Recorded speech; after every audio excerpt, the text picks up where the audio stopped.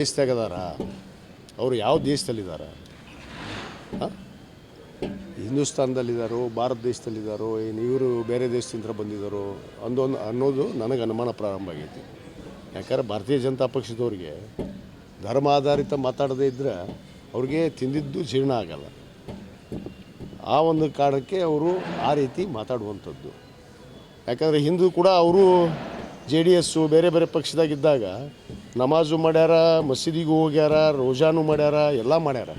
ಟಿಪ್ಪು ಸುಲ್ತಾನ್ ಖಡ್ಗಾನ ಹಿಡ್ಕೊಂಡು ನಿಂತಾರೆ. ಇವತ್ತು ಬೇಡಾಗಿ ಏನೋ ಒಂದು ಸಮುದಾಯನ ಇವತ್ತು ಒಂದು ಧರ್ಮವನ್ನು ಇವತ್ತು ತೆಗೊಳ್ಳೋಂಥದ್ದು ಯಾವ ರಾಜಕಾರಣಿಗೂ ಒಳ್ಳೆಯದಲ್ಲ. ಇವತ್ತು ಯತ್ನಾಳ್ ಅವರೇನೇ ಸ್ವಯಂ ಘೋಷಿತ ತಾವೇ ನಾಯಕರು, ಅವ್ರ ಪಕ್ಷದ ನಾಯಕರ ಬಗ್ಗೆ ಮಾತಾಡ್ತಾರೆ, ಇನ್ನೊಂದು ಪಕ್ಷದ ಬಗ್ಗೆ ಹಗುರವಾಗಿ ಮಾತಾಡುವಂಥದ್ದು ಸರಿಯಲ್ಲ. ಇವತ್ತೇನು ಇವರೊಬ್ಬರ ಏನಿಲ್ಲಿ ಇನ್ನೊಂದು ಮಾತನ್ನು ಹೇಳಿದ್ದಾರೆ ಅವರು, ನನಗೆ ಗೊತ್ತಿದೆ, ಪಂಚಮಸಾಲಿ ಸಮಾಜದ ಬಗ್ಗೆ.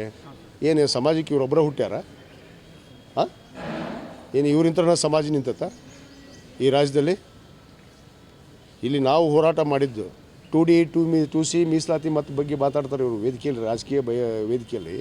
ರಾಜಕೀಯ ಅಷ್ಟೇ ಮಾತಾಡ್ರಿ, ನಿಮ್ಮ ಪಕ್ಷದ ನಾಯಕರ ಬಗ್ಗೆ ಮಾತಾಡ್ತೀರಿ. ಯಡಿಯೂರಪ್ಪನ ಮಗನ ಬಗ್ಗೆ ನೀವು ಹೊಯ್ಕೊಡ್ರಿ, ಯಾರು ಬೇಡಂದಾರೆ?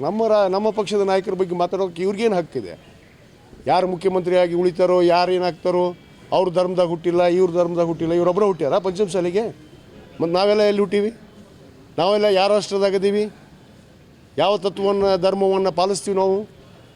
ಧರ್ಮದ ಬಗ್ಗೆ ಗೌರವ ಇಲ್ಲ, ವಿಭೂತಿ ಹಚ್ಚೋರ ಬಗ್ಗೆ ಅನುಗಿಸೋದು, ಎಲ್ಲರಿಗೂ ಅನುಗಿಸೋದು. ಏನು ಮಾತನ್ನ ಕೇಳಿ ಜನ ಕೇಕೆ ಹೊಡಿತಾರೆ, ಚಪ್ಪಾಳೆ ಹೊಡಿತಾರೆ ಅಂದ ತಕ್ಷಣ ಬಾಯಿಗೆ ಬಂದಂಗೆಲ್ಲ ಮಾತಾಡಿದ್ರೆ ಯಾರು ಕೇಳ್ತಾರೆ? ಇವರು ಇದೇ ರೀತಿ ಮಾತಾಡ್ಕೊತ ಹೋದ್ರೆ ಈಗೇನಿರುವಂಥ ಗೌರವ ಐತಲ್ಲ, ಆ ಗೌರವನೂ ಕಳ್ಕೊತಾರೆ ಅವರು ಅಷ್ಟೇ. ಇವರು ತಾಯಿ ಮೇಲೆ ಪ್ರಮಾಣ ಮಾಡಿದ ಒಬ್ಬ ಮುಖ್ಯಮಂತ್ರಿ, ಸದನದಲ್ಲಿ ಪ್ರಮಾಣ ಮಾಡಿದ ಒಬ್ಬ ಮುಖ್ಯಮಂತ್ರಿ. ಮಿಸ್ಟರ್ ಯಡಿಯೂರಪ್ಪ ಸದನದಲ್ಲಿ ವಚನ ಕೊಟ್ಟ. ಬಸವರಾಜ ಬೊಮ್ಮಾಯಿ ಅವರು ತಾಯಿ ಮೇಲೆ ಆನೆ ಕೊಟ್ಟರು. ನಾನು ಇದ್ದೀನಿ ಈ ಹೋರಾಟದ ಮುಂಚೂಣಿಯಲ್ಲಿ. ನಾನು 712 ಕಿಲೋಮೀಟರ್ ನಡೆದವನು, ಇವ್ರು ಯಾರೂ ನಡೆದಿಲ್ಲ. ವೇದಿಕೆಗೆ ಬಂದು ಭಾಷಣ ಮಾಡಿ ಹೋದವರು ಅಷ್ಟೇ ಇವರು. ಈ ಸಮುದಾಯ ಅಂತರನೇ ಇವತ್ತು ಆ ಪಕ್ಷದಲ್ಲಿ ಉಳಿದಾರವರು. ಅದನ್ನೂ ಅರ್ಥ ಮಾಡ್ಕೋಬೇಕು. ಈ ಸಮುದಾಯ ಏನಾದ್ರು ಕೈ ಬಿಟ್ಟರೆ ನಾಳೆನೇ ಇರೋದಿಲ್ಲ ಆ ಪಕ್ಷದಲ್ಲಿ.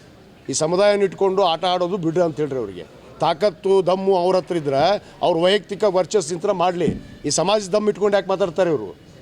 2A ಮೀಸಲಾತಿ ಬಗ್ಗೆ ಮಾತಾಡ್ತಾರಲ್ಲ, ಇನ್ನು 2D ಮೀಸಲಾತಿ ನಮಗೆ ಬಂತ?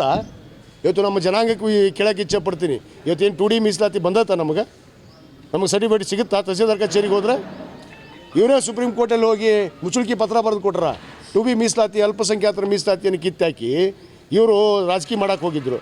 ಅದರ ತಕ್ಕ ಪಾಠವನ್ನು ಈ ರಾಜ್ಯದ ಜನರು ಇವತ್ತು ಕಳಿಸ್ಯಾರ. ಅವ್ರಿಗೆ ಮುಂದೆ ಇನ್ನೂ ಕಲಿಸ್ತಾರೆ, ಈ ಲೋಕಸಭೆಯಲ್ಲಿ ಕಲಿಸ್ತಾರೆ. ಇದೇ ರೀತಿ ಧರ್ಮದ ಆಧಾರಿತ ಮಾತಾಡ್ಕೊಂಡು ಹೋದ್ರೆ ಯಾಕೆ ಮಾತಾಡ್ತಾರೆ ಇವರು? ಏನು ಇವ್ರು ಕೊಡಿಸಿದ್ರಂತ? ನಮಗೆ ತಾಕತ್ತಿದ್ರೆ ದಮ್ ಇದ್ರಂತ ಕೇಳ್ತಾರಲ್ಲ. ನಮ್ಗೆ ಗೊತ್ತೈತಿ ಯಾವಾಗ ತೊಗೋಬೇಕು ಅನ್ನೋದು ಗೊತ್ತೈತಿ. ನಮ್ಗೆ ಆ ತಾಕತ್ತು ಐತಿ, ಆ ದಮ್ಮು ಐತಿ, ನಾವು ತರ್ತೀವಿ ನಮ್ಮ ಸರ್ಕಾರದೊಳಗೆ. 2A ಮೀಸಲಾತಿ ಹೋರಾಟಕ್ಕೆ ಭಾಗಿಯಾಗದವರು, ಯೋಗದಾನ ಕೊಡುವಂತಹ ಶಿವಾನಂದ ಪಾಟೀಲ್ ಅವರು ಪಂಚಮಸಾಲಿಗರ ಮತವನ್ನು ಕೇಳಿದರು. ಎಲ್ಲ ಪಕ್ಷಾತೀತವಾದ ಹೋರಾಟ ಇದು. ಈ ವೇದಿಕೆಯನ್ನು ತಮ್ಮ ಪಕ್ಷದ ಪರವಾಗಿ ಬಳಕೆ ಮಾಡಿಕೊಳ್ಳೋದು, ಯಾವುದೋ ಸಮುದಾಯನ ತೆಗೊಳಿಸೋದು, ಇದು ಯಾವ ಸರಿ? ಮೊನ್ನೆ ಗುಲ್ಬರ್ಗದಲ್ಲಿ ಏನು ಸಮುದಾಯ, ಇವ್ರ ಅಪ್ಪನ ಮನಿದ ವೇದಿಕೆನ ಅದು? ಯತ್ನಾಳನ ಅವ್ರ ಅಪ್ಪನ ಮನಿದ ವೇದಿಕೆ ಹಾಕ್ಕೊಂಡು ಇವ್ರು ಸ್ವಾಮಿಗಳು ಕರ್ಕೊಂಡು ಮಾಡ್ಕೊಳ್ಳಿ. ಹಂಗಾರೆ ಸಮುದಾಯ ಪಕ್ಷಾತೀತವಾದ ಹೋರಾಟ ಮಾಡಿದ್ದು. ಇವರು ವೈಯಕ್ತಿಕವಾಗಿ ಇವ್ರ ಪಕ್ಷದ ವರ್ಚಸ್ಸನ್ನು ಯಾವುದೋ ಸಮುದಾಯನ ತೆಗೊಳ್ಳೋದಕ್ಕೆ ಇವ್ರಿಗೆ ಮಾಡೋಕ್ಕೆ ಕೊಟ್ಟಿಲ್ಲಲ್ಲೇ ಅಧಿಕಾರ.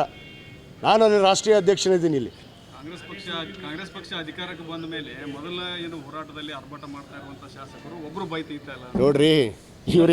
ಇವನಿಗೆ ಯಾವ ಪಕ್ಷದ ಬಗ್ಗೆಯೂ ಗೌರವಿಲ್ಲ, ತಮ್ಮ ಪಕ್ಷದ ಬಗ್ಗೆ ಗೌರವಿಲ್ಲ, ತಮ್ಮ ನಾಯಕರ ಬಗ್ಗೆ ಗೌರವಿಲ್ಲ. ಈ ಗೌರವನೇ ಗೊತ್ತಿಲ್ಲಾರ್ದಂಥವ್ರಿಗೆ ಏನು ಮಾತಾಡಿ ಏನು ಪ್ರಯೋಜನ? ಏನು ಗೊತ್ತೈತಿ ಇವ್ರಿಗೆ? ಏನು ಇವ್ರು ಕೊಟ್ಬಿಟ್ರ? 4 ವರ್ಷ ಕಾಲ ಸತತ ಏನು ಯಡಿಯೂರಪ್ಪನವರು ಬೆಳಗಾವಿ ಅಧಿವೇಶನದಲ್ಲಿ ಮಾತು ಕೊಟ್ಟರು. ಅಲ್ಲಿ ಮಾತು ಕೊಟ್ಟ ತಕ್ಷಣ ಬೆಂಗಳೂರು ಅಧಿವೇಶನದಲ್ಲಿ ಮಾತು ಕೊಟ್ಟರು. ಆಮೇಲೆ ಬೊಮ್ಮಾಯಿಯವರು ಬಂದರು. ನಿಮ್ಗೆ ಗೊತ್ತಿದೆ, ಸಮುದಾಯದ ಹೋರಾಟ ನಡೀತು. ಹೋರಾಟ ನಡೆದ ಮೇಲೆ ಎಲ್ಲೋ ಒಂದು ಕಡೆ ತಾಯಿ ಆನೆ ಮಾಡಿ ನಮಗೆ ಮೋಸ ಮಾಡಿದರು. ಅದು 2D ಕೊಟ್ಟಿದ್ದು ಇವತ್ತು ನಮ್ಗೆ ಸರ್ಟಿಫಿಕೇಟ್ ಬರ್ತಾ ಇದೆಯಾ? ನನ್ನ ಪ್ರಶ್ನೆ ಯತ್ನಾಳ್ ಅವರಿಗೆ. 2D ಅಂತ ಸುಮ್ಮನೆ ಭಾಷಣ ಹೊಡಿತಿರಲಿಲ್ಲ ಎಲ್ಲ ಕಡೆ ಓದಲ್ಲಿ. 2D ಏನಾದರೂ ನಮಗೆ ಬಂದೈತಾ? ಇವತ್ತು ನಮ್ಮ ಮಕ್ಕಳು ನಮಗೆ 2D ಸರ್ಟಿಫಿಕೇಟ್ ಸಿಗುತ್ತಾ? ಸರ್ವೋಚ್ಚ ನ್ಯಾಯಾಲಯದಲ್ಲಿ ಇರುವಂಥದ್ದು ಇವರೇ ಮುಚ್ಚುಳಿಕೆ ಪತ್ರ ಬರೆದು ಕೊಡ್ತಾರೆ. ಇದೇ ಸರ್ಕಾರದವರು, ಭಾರತೀಯ ಜನತಾ ಪಕ್ಷದವರು. ಯಾವುದೋ ಅಲ್ಪಸಂಖ್ಯಾತ ಮೀಸಲಾತಿನ ಕಿತ್ತಿ ನಮಗೆ ಕೊಟ್ಟಿದ್ದು ನಾವು ಅವತ್ತೇ ತಿರಸ್ಕಾರ ಮಾಡಿದ್ವಿ. ನಾವು ಸುಟ್ಟು ಹಾಕಿದ್ದೀವಿ ಇವ್ರದ್ದು. ನಾವು ಇದೇ ಚೆನ್ನಮ್ಮ ಸರ್ಕಲ್ದಲ್ಲಿ ಬೆಳಗಾವಲ್ಲಿ ನಾವು ಪೂಜ್ಯರು ಕೂಡ ತಿರಸ್ಕಾರ ಮಾಡಿ ಅವರ 2D ಮೀಸಲಾತಿಯನ್ನು ನಾವು ಸುಟ್ಟು ಹಾಕಿದ್ದೀವಿ. ನಾವು ಬೇಡ ಅಂತೇಳಿ. ನಮಗೆ ಬೇಕಾಗಿರೋದು 2A ಸ್ಥಾನಮಾನ. ಪಂಚಮಸಾಲಿ ಇವರೇ ಭಾಷಣ ಹೊಡೆಯೋದು 2A ಬೇಕು 2A ಬೇಕು ಅಂತೇಳಿ. ಟು ಡಿಗೆ 2% ಕೇಳಿದ್ವಿ ನಾವು. ಆಯ್ತು ರೀ, ಎಲ್ಲೈತ್ರಿ ಮಕ್ಕಳು? ನಾಳೆ ತಹಸೀಲ್ದಾರ್ ಕಚೇರಿ ಕಳಿಸ್ತೀನಿ, ಒಂದು ಸರ್ಟಿಫಿಕೇಟ್ ಕೊಡಿಸ್ಬಿಡು ಅಂತ ಹೇಳ್ರಿ. ಎತ್ನಾಳಗೆ ಅವ್ನು ತಾಕತ್ತು ದಮ್ಮು ಮಾತಾಡ್ತಾನಲ್ಲ, ಅವ್ನು ತಾಕತ್ತು ದಮ್ ಇದ್ರೆ ಕೊಡಿಸ್ ಅಂತ ಹೇಳ್ರಿ, ಹೇಳ್ತೀನಿ ನಾನು. ಅಧಿವೇಶನ ಲಕ್ಷ್ಮೀ ಹೆಬ್ಬಾಳ್ಕರ್ 3 ತಿಂಗಳನ್ನ ನಮಸ್ಕಾರ ಮಾಡಿದ್ರು. ಯಾಕೆ ಇದು CC ಪಾಟೀಲ್ ಸಚಿವರು ಇದ್ದಿದ್ದಿಲ್ಲ ಅವಾಗ? ಎಷ್ಟು ಜನ ನಿರಾಣಿಯವ್ರ ಸಚಿವರು ಇದ್ದಿದ್ದಿಲ್ಲ? ಎಷ್ಟು ಜನ ಹೇಳಿದ್ರು ಕೊಡಿಸ್ತೀವಿ ಅಂತೇಳಿ? ಕೊಡಿಸಿದ್ರ? ಅದು ಕಾಲಾವಕಾಶ, ಕಾನೂನು ತೊಡಕೈತಿ. ಇವತ್ತು ಸರ್ವೋಚ್ಚ ನ್ಯಾಯಾಲಯದಲ್ಲಿ ಇವತ್ತು ತಡೆಯಾಜ್ಞೆ ಇದೆ ಅದರ ಮೇಲೆ. ಯಾಕಂದರೆ ಇವ್ರು ಮಾಡಿದಂಥ ಹಲ್ಕಟ್ಗಿರಿನ ಏನು 2B ಕಿತ್ತಿ 2% ಒಕ್ಕಲಿಗರಿಗೆ 2% ಪಂಚಮಸಾಲರಿಗೆ ಇನ್ನೂ ತನಕ ಅದು ಸುಪ್ರೀಂ ಕೋರ್ಟಲ್ಲಿ ನ್ಯಾಯಾಲಯದಲ್ಲಿದೆ.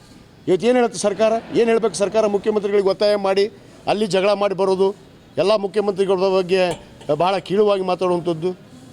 ಯಾರು ಗೌರವ ಐತ್ರಿ ಇವ್ರ ಹತ್ರ? ಜನರು ಇದೇ ಥರ ಮಾಡಿದರೆ ಜನರು ಒಂದು ದಿವ್ಸ ಹೊಡಿತಾರೆ ಬಿಡ್ಲಾರ್ದು. ಪಂಚಮಸಾಲಿ ಜನ ಏನು ರೀ? ಹಾಂ ಯಾಕಂದ್ರೆ ಗದ್ದಿಗೌಡ್ರು 4 ಬಾರಿ ಏನು ಇಲ್ಲಿ ಗಂಡಸರ ನಿಂತು ಗೆದ್ದಿದ್ರಲ್ಲ 4 ಬಾರಿ. ಈ ಜಿಲ್ಲಾಕ್ಕೆ ಏನಾಗೈತಿ? ಈ ಜಿಲ್ಲಾಕ್ಕೆ ಏನು ಅಭಿವೃದ್ಧಿ ಆಗೈತಿ? ನನ್ನ ಕೊಡುಗೆ ಏನೈತೆ ಅವ್ರದ್ದು?